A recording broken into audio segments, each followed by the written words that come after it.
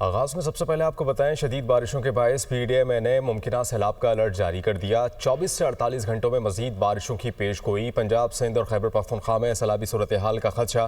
اسلام آباد اور شمالی مشرقی پنجاب میں بادل برسنے کی پیش گوئی۔ کشمیر، گلگت بلتستان میں تیز ہواؤں کے بارش متوقع ہے، جبکہ کراچی کے مختلف علاقوں میں بارش سے حادثات، 4 افراد جاں بحق ہو گئے۔ لیاری موسلین میں چھت گرنے سے باپ بیٹی جاں بحق۔ منظور کالونی سیکٹر آئی میں مکان کی چھت گرنے سے بچہ جاں بحق ہو گیا۔ شہر قائد میں آج مزید بارش کی پیش گوئی۔ حیدرآباد، بدین، ٹھٹا، سجاول، گھوٹکی، تھرپارکر میں بادل برسیں گے۔ ادھر سوات، چترال، ایبٹ آباد، مانسہرہ، پشاور، بنوں اور وزیرستان میں سیلابی صورتحال کا خدشہ۔ وزیراعظم شہباز شریف کی مانسون کے دوران انتظامیہ کو الرٹ رہنے کی ہدایت۔ وزیراعظم کا چیئرمین این ڈی ایم اے سے ٹیلی فونک رابطہ۔ چیئرمین این ڈی ایم اے نے بارشوں کی صورتحال سے آگاہ کیا۔ وزیراعظم کی صوبائی حکومتوں کے ساتھ رابطے میں رہنے اور معاونت کی ہدایت۔ کہا کہ ریسکیو اداروں، ضلع انتظامیہ اور صوبائی حکومتوں سے رابطہ مزید فعال کیا جائے۔ موبائل فون پیغام کے ذریعے شہریوں کو موسمی صورتحال کی پیش کی اطلاع بھی دی جائے۔ دریائے سوات میں سیاح بے رحم لہروں کی نظر ہو گئی ہیں۔ ایک اور لاش مل گئی۔ ڈوب کر جاں بحق ہونے والے افراد کی تعداد 11 ہو گئی۔ جاں بحق ہونے والے 9 افراد کا تعلق ڈسکا اور 2 کا مردان سے ہے۔ وزیر اعلیٰ علی امین گنڈاپور کا دریائے سوات کے کنارے تمام تجاوزات 3 روز میں ختم کرنے کا حکم۔ سوات واقعے کی انکوائری کمیٹی کے اجلاس میں تمام ہوٹلز مستقل بنیادوں پر رجسٹرڈ کرنے کا فیصلہ کیا گیا۔ وزیر اعلیٰ نے غفلت برتنے پر ڈی سی سوات شہزاد محبوب کو معطل کر دیا۔ تفصیلات اس رپورٹ میں دیکھیے۔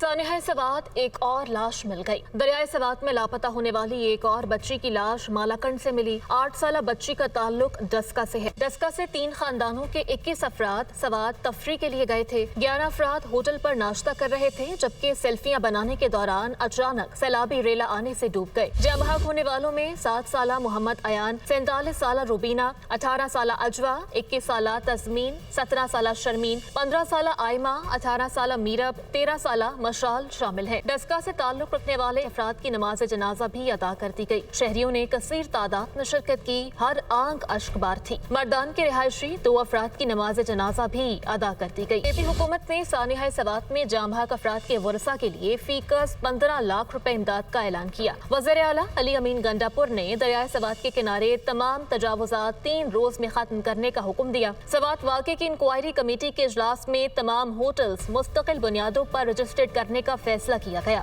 وزیر اعلیٰ کے پی نے غفلت برتنے پر ڈی سی سوات شہزاد محبوب کو معطل کر۔ سرکاری ذرائع کے مطابق سانحے کی تحقیقات میں یہ بات سامنے آئی کہ پی ڈی ایم اے نے پہلے ہی سے بارشوں اور سیلاب کا الرٹ جاری کیا تھا۔ حکومتی احکامات پر ضلع انتظامیہ نے دفعہ 144 بھی نافذ کیا، لیکن اس پر عمل درآمد نہیں کروایا جا سکا۔ ہوٹل مالکان، سیاحوں نے حکومتی احکامات مکمل نظر انداز کیے۔ کئی ہوٹل مالکان نے دریا کے کنارے سیاحوں کی بیٹھنے کی جگہ بنا لی۔ وزیر اطلاعات و تعلقات طارق کہتے ہیں کہ قدرتی آفت کے دوران ریلیف کی فراہمی حکومتوں کی ذمہ داری ہوتی ہے۔ سوات میں انتہائی افسوسناک واقعہ پیش آیا۔ پوری قوم رنجیدہ ہے۔ کے پی حکومت کی توجہ انتشار پر ہے۔ علی امین گنڈاپور نے اپنا کیمپ آفس اڈیالہ جیل کو بنایا ہوا ہے۔ سانحہ سوات پر ڈی سی کے بجائے وزیر اعلیٰ خیبر پختونخوا کو معطل کیا جائے۔ علی امین گنڈاپور اپنے صوبے میں جانے کے بجائے ورک فرام اڈیالہ کر رہے ہیں۔ سوات میں سیاحوں کی نہیں بلکہ پی ٹی آئی کے نظام حکومت کی موت ہوئی ہے۔ سوات کا یہ سیاحتی مقام ہے لیکن اس کی حالت بری کر دی گئی ہے۔ کئی گھنٹوں بعد بھی کوئی سیاحوں کی مدد کو نہیں آیا۔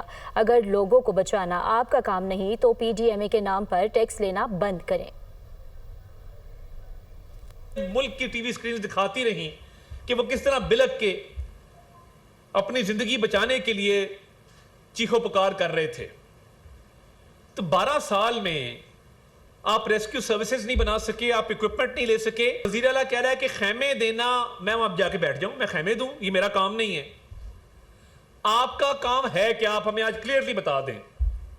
لوگوں کی زندگیاں بچانا آپ کا کام نہیں ہے، لا اینڈ آرڈر آپ کا کام نہیں ہے، یہ آپ کا کام ہے کیونکہ آپ ورک فرام اڈیالہ کرتے ہیں، وہاں سے جو احکامات آتے ہیں بجا لاتے ہیں۔ ڈی سی کو معطل کرنے سے کچھ نہیں ہوگا۔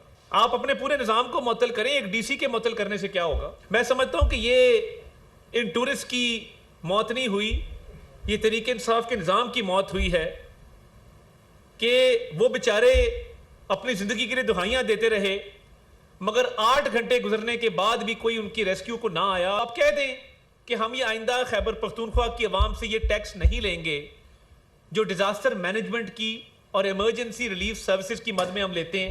ہم یہ کام نہیں کریں گے. اگر خیمے دینا آپ کا کام نہیں ہے اور لوگوں کو ریسکیو کرنا آپ کا کام نہیں تو یہ ٹیکس مت لیں.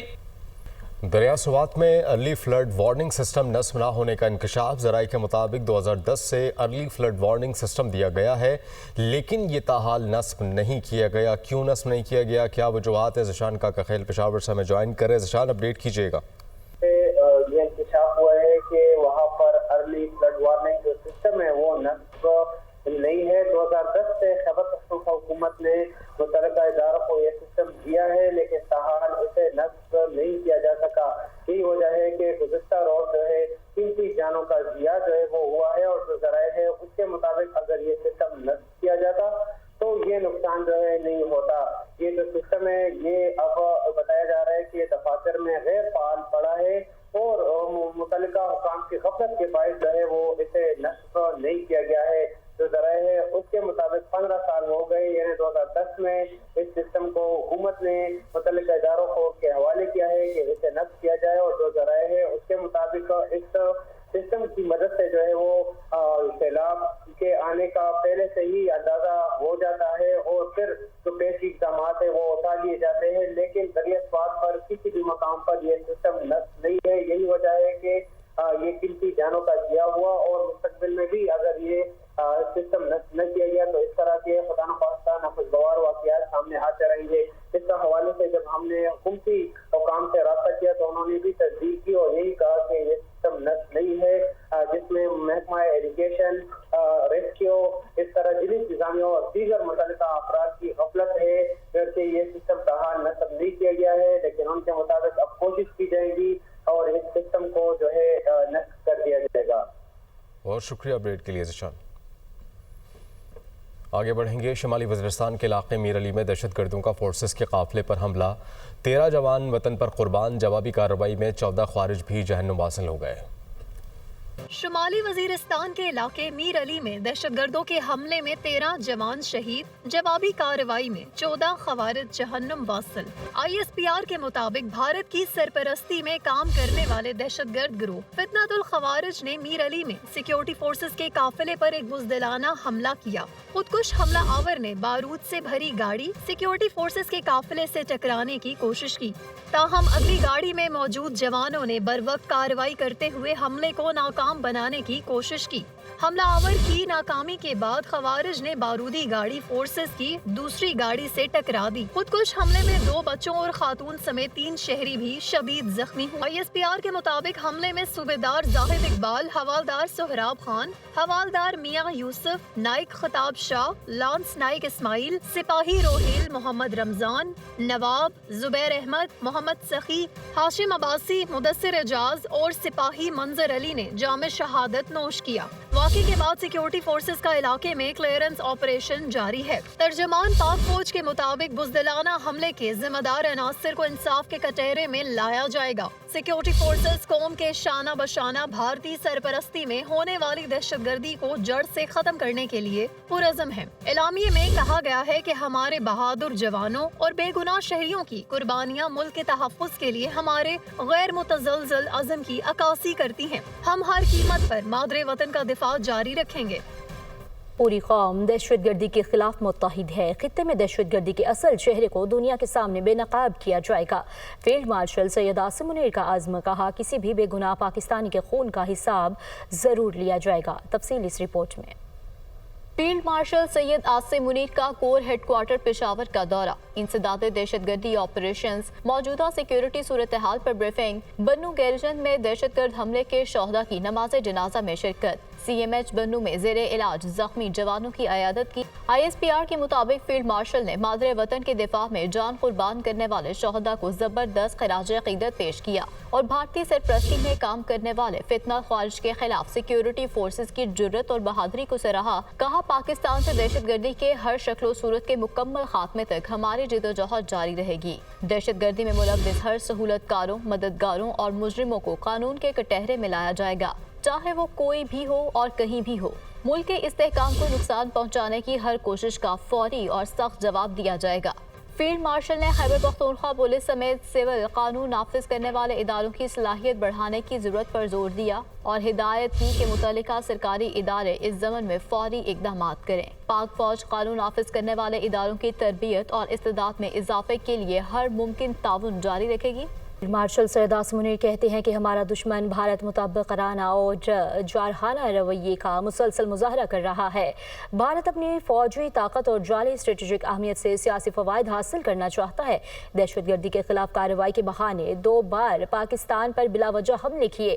پاکستان کے بھرپور اور مؤثر جواب سے پورا خطہ ایک بڑے تنازع سے بچا لیا گیا۔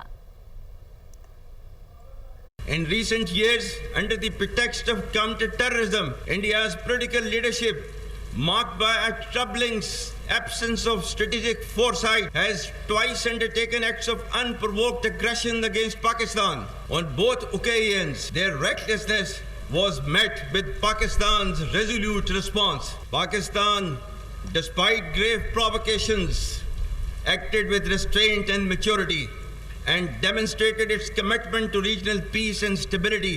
Any enemy acting on perceived vulnerability of Pakistan under the illusion of strategic impunity or miscalculation would get an assured, swift, and a very befitting response. Let it be known to all inimical forces who harbor nefarious designs against Pakistan, we are ever ready in our resolve to defend our motherland at all costs. Pakistan will protect its sovereignty and core national interest decisively and without hesitation. The successes of multi-domain operations of Marka-e-Haq shall never recede from the Indian memory.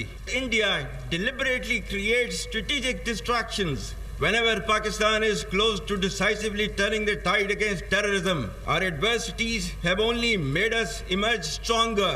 We will take our fight against terrorism to its logical conclusion and get rid of this menace in all its forms and manifestations. While the enemies of Pakistan continue unabated efforts to stall our destined rise, our journey to glory continues. Pakistan is indeed on the path to progress and development with strategic consequences which can never be ignored.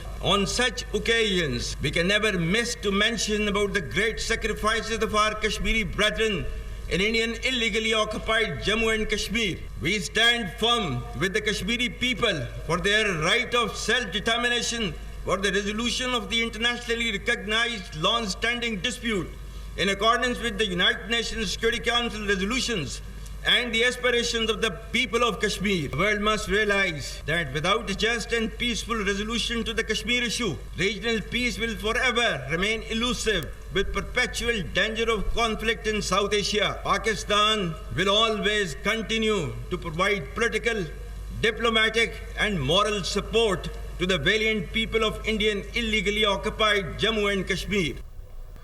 وفاقی وزیر داخلہ محسن نقوی کی C M H بنو آمد شمالی وزیرستان میں فتنہ اور ہندوستان کے دہشت گردوں کے بزدلانہ حملے میں سیکیورٹی فورسز کے زخمی جوانوں کی عیادت کی۔ وزیر داخلہ محسن نقوی نے زخمی جوانوں کے بلند حوصلے کو سراہا، زخمی جوانوں کی خیریت دریافت کی اور جلد صحتیابی کے لیے دعا کی۔ محسن نقوی نے کہا کہ آپ کا حوصلہ دیکھ کر دہشت گردی کے خلاف جنگ میں ہمارا عزم مزید مضبوط ہوا ہے۔ جس قوم کے پاس آپ جیسے بہادر بیٹے ہوں اسے کوئی دشمن شکست نہیں دے سکتا۔ پوری قوم وطن عزیز کے جرری جوانوں کے ساتھ ہے اور سب آپ کی جلد صحتیابی کے لیے دعا گو ہیں۔